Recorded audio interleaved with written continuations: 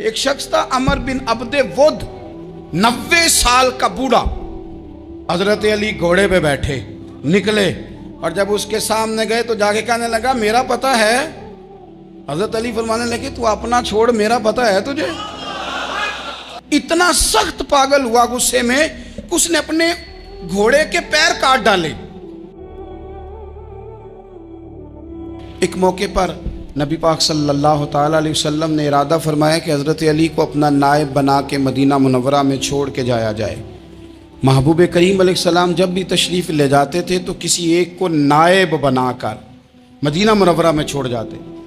حضرت عبداللہ ابن مختوم رضی اللہ تعالیٰ عنہ کو بھی ایک دفعہ حضور چھوڑ کے گئے تو ایک جنگ کے موقع پر محبوب نے حضرت علی شیر خدا سے کہا کہ آپ کو میں اپنا نائب بنا کے یہاں چھوڑ کے جاتا ہوں۔ یہاں لوگ جان چھڑاتے ہیں، کام کا جب وقت آتا ہے، میدان میں نکلنے کا وقت آتا ہے تو جان چھڑاتے ہیں، اور وہ کہتے ہیں کہ باقی سارے کام لے لو، جب وقت مشکل آئے تو پھر ہمیں کام نہ بتاؤ۔ اب مشکل وقت ہے، جہاد میں جانا ہے۔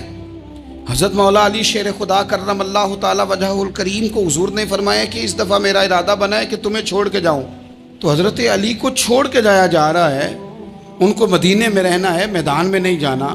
عام آدمی کتنا پسند کرتا ہے کہ میں آرام سے رہوں گا، لیکن حضرت علی کو اتنا شوق تھا میدان جہاد کا، اتنی تڑپ تھی ان کے دل کے اندر کہ عرض کرنے لگے یا رسول اللہ صلی اللہ تعالیٰ علیہ وسلم، رو پڑے، کہنے لگے حضور ساری دنیا میدان میں جہاد کرے گی اور میں یہاں عورتوں اور بچوں کے پاس رہوں گا، میں یہاں عورتوں اور بچوں کے بیچ وقت گزاروں، حضور مجھے لے کے جائیں۔ تو وہاں بھی حضور نے محبت کی بات سمجھائی، فرمایا علی جب حضرت موسیٰ کوہ طور پہ گئے تھے تو اپنے بھائی جناب ہارون کو چھوڑ گئے تھے، تو تم بھی تو میرے لیے اسی طرح ہو نا جس طرح موسیٰ کے لیے ہارون تھے۔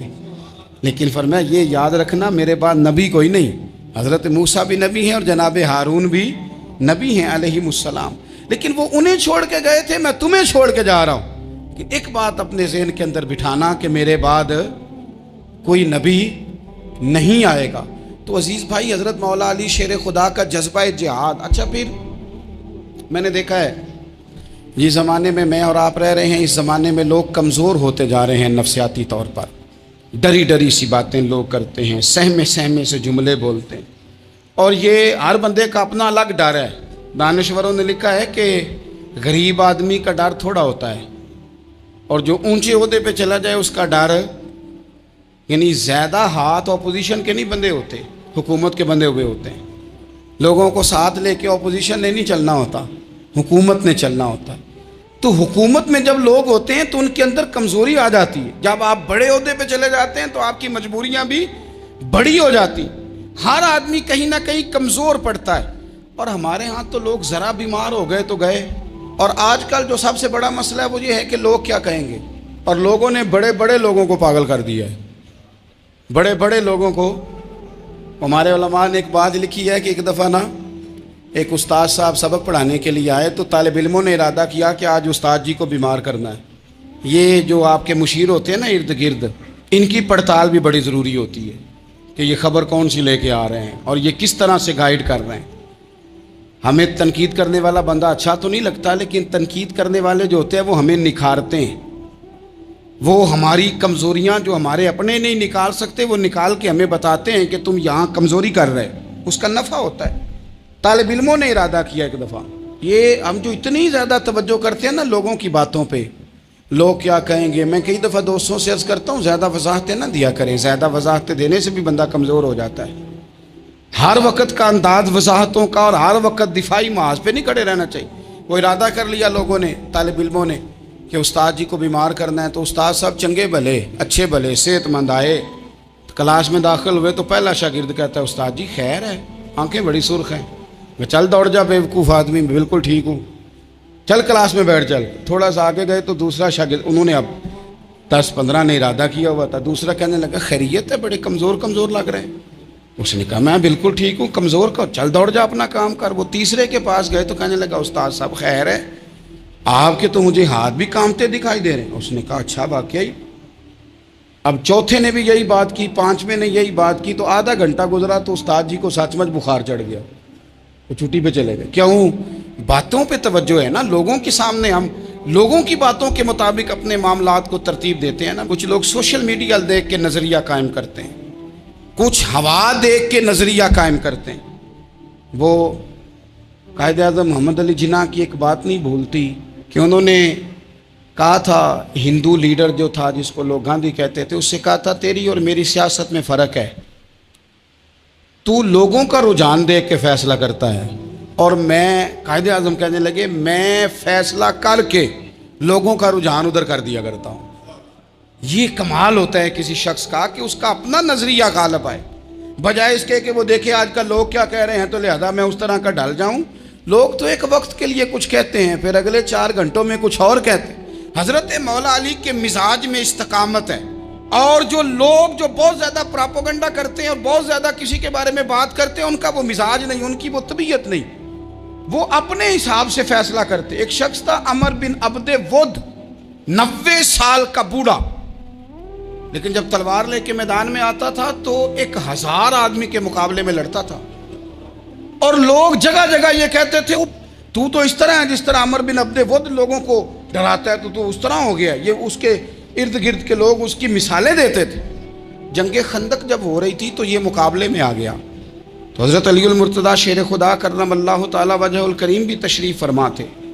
अब पूरे अरब के अंदर इसके बारे में ये कहा जाता था कि उससे ना लड़ो, वो तो खूनखार है, वो तो दरिंदा है, वो तो जंगली शेर की तरह आता है, वो तो काट खाने को दौड़ता है, उससे कौन लड़े। एक ख्याल था।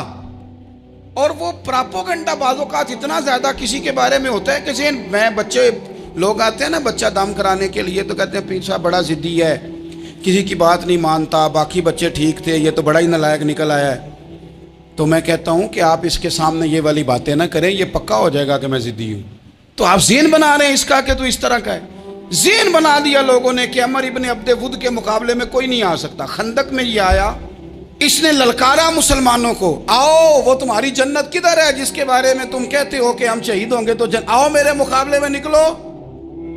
जब इसने पहली दफा ललकारा तो अभी बात खत्म नहीं हुई थी कि मौला अली तलवार लेके अल्लाह अकबर कहते खड़े हो गए।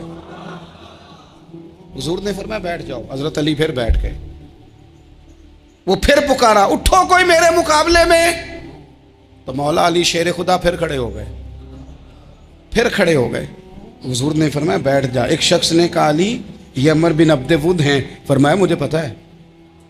नहीं समझे आप बात, मैं आपको समझा के लाया हूँ पीछे से कि प्रोपेगेंडा करते हैं ना लोग, हो आगे ना जाना, यहाँ करंट बड़ा ज्यादा है, वोल्टेज बड़े सख्त हैं, तू आगे ना बढ़ना। भाई क्या हो जाएगा, उठ बांध कमर क्यों डरता है, फिर देख खुदा क्या करता है। हजरत अली तीसरी दफा उसने कहा ना है कोई, तो हजरत अली फिर उठे।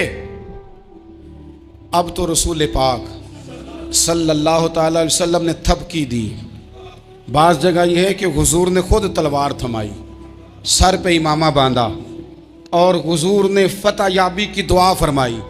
हजरत अली घोड़े पे बैठे निकले और जब उसके सामने गए तो जाके कहने लगा मेरा पता है। हजरत अली फरमाने लगे तू अपना छोड़, मेरा पता है तुझे, मुझे तो जानता है। कहने लगा मैं 1000 के मुकाबले में अकेला लड़ता हूँ।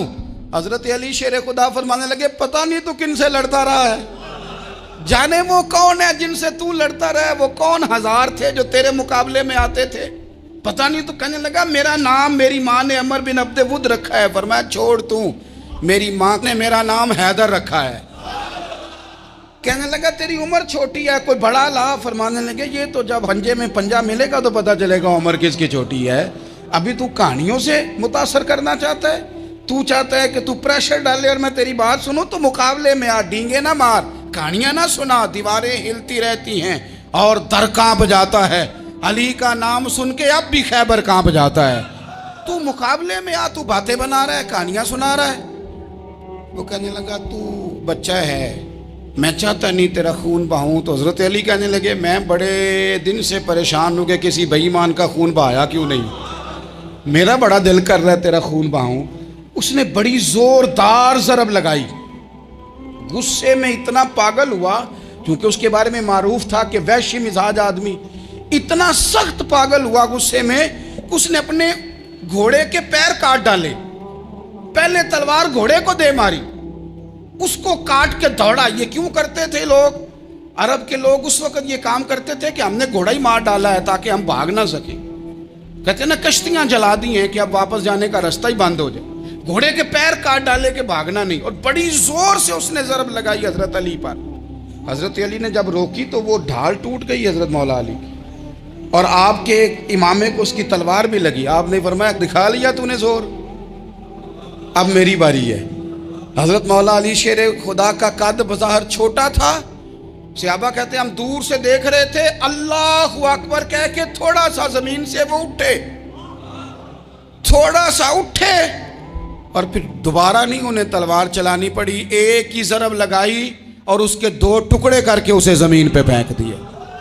تو عزیز دوست, آپ یاد رکھیں گے اس بات کو کہ اپنی زندگی کے اندر مروب ہونا چھوڑ دیں. روب میں تاتاریوں نے مسلمانوں کو مروب کر لیا تھا, روب ڈال لیا تھا کہ ہم بہت بڑے لوگ ہیں. یہی آج ہمارے ساتھ بہت سارے لوگ کرتے ہیں, دلوں میں روب آ جاتا ہے امیر رشتہ دار کا, فلانے کا, فلانے کا, پھر وہ جو مرضی کرتا ہے. تاتاریوں کی ایک بی بی وہ کیا کرتی, وہ 9-10 مسلمان نوجوانوں کو سڑک پہ کھڑا کر جاتی, کہتی ادھر کھڑے ہونا, میرے آنے تک ہلنا نہ. جوان ہے لیکن روب ہے نا کہ یہ بڑے وحشی ہیں. اکیلی بی بی اندر جاتی, تلوار لے آتی, اور وہ کھڑے ہیں, وہ بھاگے بھی نہیں, اتنا ڈر گئے, ٹانگیں کانپ رہی ہیں, بھاگنے کی بھی جرت نہیں کر رہے. تسلی سے گئی ہے, تلوار لے کے آئی ہے, اور اس نے 9 جوان مسلمانوں کے گلے کاٹ دیے. اس روب سے نکلیں باہر. نوجوانوں سے کہتا ہوں نکلو. اور جن لوگوں نے دنیا میں انقلاب برپا کیا وہ غریب گھروں کے تھے, وہ لوگ تھے کہ جو بظاہر کسی بڑے قبیلے سے نہیں تھے. آپ محنت کریں, تعلیم حاصل کریں, جد و جہد کریں, مشقت کریں, اپنی زندگی میں کچھ مقاصد کے حصول کے لیے آگے بڑھیں. اور اگر آپ کہیں کہ دائیں بائیں میرے فلاں آدمی مجھے یہ مشورہ دے رہا ہے, تو کچھ لوگ دنیا میں باتیں کرنے آئے ہیں, انہوں نے باتیں کرنی ہیں اور بڑا فائدہ ہوتا ہے, ان کو باتیں کر لینے دیں, ان کو کرتے رہنے دیں. کام کرنے والا بندہ کام کرتا ہے اور کرتا ہی چلا جاتا ہے, وہ منزل تک پہنچ جاتا ہے. تو حضرت علی کے مزاج میں دلیری ہے, ہمت ہے, ایک بات. اور دوسری بات دانائی, حکمت.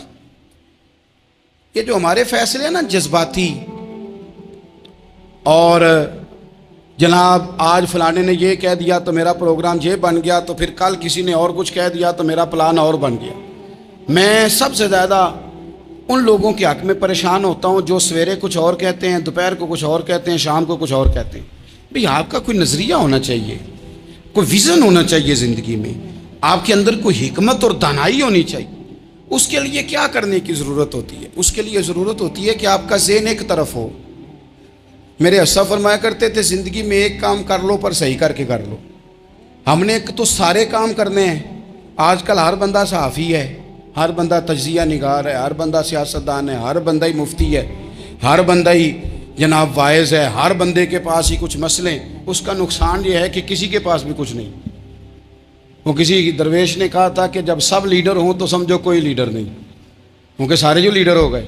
میرے عزیز, ایک طرف ذہن کو رکھیں اور اپنے اس کام میں کمال پیدا کریں. حضرت مولا علی شیر خدا کو اللہ نے حکمت دی تھی. نبی پاک صلی اللہ تعالی وسلم کے صحابی حضرت عبداللہ ابن مسعود رضی اللہ تعالیٰ عنہ فرماتے ہیں, امام ابو نعیم نے لکھا ہے کہ حضرت عبداللہ ابن مسعود فرماتے ہیں نبی پاک صلی اللہ علیہ وسلم نے فرمایا اگر حکمت کے 10 حصے کیے جائیں نا, دانائی کے 10 حصے کیے جائیں, تو اس میں سے 9 حصے اللہ تعالیٰ نے حضرت علی کو عطا فرمائے ہیں, اور ایک حصہ باقی لوگوں کو ملا ہے. دانا تھے, معاملہ فہم. کچھ بندے بڑے منافق قسم کے تھے, تو حضرت علی اذان ہو گئی تو وہ حضرت مولا علی شیر خدا کے پاس آ گئے. اذان ہو گئی, حضرت علی نے جماعت کرانی. ان کا خیال تھا کہ آج ہم نے جماعت لیٹ کرانی ہے کسی طریقے سے. ہم چونکہ زیادہ باتیں, میں دوستوں سے کہتا ہوں بہت زیادہ خبریں نہ دیکھا کرو, بہت زیادہ بھی چیزیں نہ سنا کرو. آپ تو میرے بھائی موبائل کے اندر چلے جائیں گے, پھر باہر کی دنیا تو اور ہے. تو تھوڑا باہر بھی نکلیں تصویروں سے, تھوڑا باہر بھی آئیں, دیگر معاملات بھی دیکھیں. ہمیں بڑے بڑے اچھے لوگ زندگی میں مل جائیں گے, لیکن ہم ان کے قریب نہیں جاتے. ہم دیکھتے نہیں کہ اصل بات کیا ہے, سنی سنائی چیزوں پر زیادہ گمان کرتے ہیں. اب حضرت علی چونکہ بڑے دانا تھے, مصلے پہ بڑھ رہے ہیں, جماعت کھڑی کرنی ہے, اللہ اکبر کہہ رہے ہیں. بندوں کا خیال تھا نماز لیٹ کرانی ہے. نے فٹافٹ حضرت علی سے کہا کہ حضور ذرا وہ جانور تو بتائیے گا کتنے ہیں جو انڈے دیتے ہیں، اور ذرا وہ بھی بتائیے گا جو بچے دیتے ہیں۔ یہ ذرا اب کتنے کو بندہ جانور گنے، آہستہ آہستہ بندہ شمار کرے، ہو بکری جو ہے وہ بچہ دیتی ہے، مرغی انڈا دیتی ہے، اور گائیں جو ہے وہ بچہ دیتی ہے، اور بطخ جو ہے وہ انڈا دیتی ہے۔ بندہ تو یہ گننے لگ جائے تو حضرت علی شیر خدا یہاں ہاتھ ہیں، فرمانے لگے گھر جا کے گن لینا، موٹی سی بات بتاتا ہوں، جن جانوروں کے کان باہر ہوتے ہیں وہ بچے دیتے ہیں، جن کے اندر ہوتے ہیں وہ انڈے دیتے ہیں۔ اللہ اکبر، نماز کی نیت مان لی، تم گننا گھر جا کے۔ موٹی سی بات بتا دیتا ہوں، وہ صاحب کہتے ہیں میں حضرت علی رضی اللہ تعالیٰ عنہ کو الجھانے آیا تھا، میں خود بڑا الجھ گیا۔ یہ کیا ماجرا ہے، کیا معمہ ہے کہ دو فکروں میں انہوں نے بات کو سمیٹا اور کمال کر دی۔ کہنے لگے گھر جا کے گننا، یہاں ٹائم نہیں، نماز کا وقت ہے، پر جن کے کان اندر ہے نا وہ انڈے دیتے ہیں، اور جن کے باہر ہیں وہ جا کے حساب کرنا۔ آپ ڈھونڈ لیں، تلاش کر لیں، چلے جائیں ماہرین کے پاس، پر شیر خدا شیر ہی ہے۔ حضرت مولا علی کے جملوں میں کمال ہے، ان کی دانائی، ان کا تدبر، ان کی حکمت، ان کا فہم، ان کی فراست، ان کا کمال۔ ایک شخص بڑی دور سے آیا، اس نے کہا حضور مجھے نا لمبی باتیں یاد نہیں رہتی، دو باتیں بس بتا دیں میں عمل کروں تو زندگی بن جائے، دو باتیں۔ تو حضرت علی فرمانے لگے لمبی امیدیں نہ لگانا، لمبی امیدیں نہ لگانا، موت کا پتہ نہیں کب آ جائے گی۔ منصوبہ بندی ضرور کرنا آنے والی نسلوں کے لیے، اپنی ذات کے لیے لمبی امیدیں نہ باندھنا، یہ بھی کر لوں گا، یہ بھی کر لوں گا۔ ہم ریٹائر نہیں ہوتے زندگی بھر، پلان پہ پلان، پلان پہ پلان۔ تو اگر ہم پلان کر رہے ہوتے ہیں تو جو ہمارے نیچے ہوتے ہیں وہ ہمیں ریٹائر کرنے کا پلان کر رہے ہوتے ہیں۔ اولادیں تک والدین کو کمزور کرنے کے در پہ ہوتی ہیں کہ اب یہ ہٹے تو ہماری باری آئے۔ حضرت علی فرمانے لگے دو کام، ایک تو لمبی امید نہ باندھنا، اور دوسرا فرمایا اپنے نفس کی خواہش کی پیروی سے بچنا۔ دنیا میں رسوا وہ لوگ ہو جاتے ہیں جو اپنے نفس کی خواہش کی پیروی کرتے ہیں، وہ بزدل ہو جاتے ہیں جو خواہشات نفسانی کے پیچھے بھاگتے ہیں۔ یہ کام نہ کرنا، تو دانائی اللہ تعالیٰ نے انہیں دی۔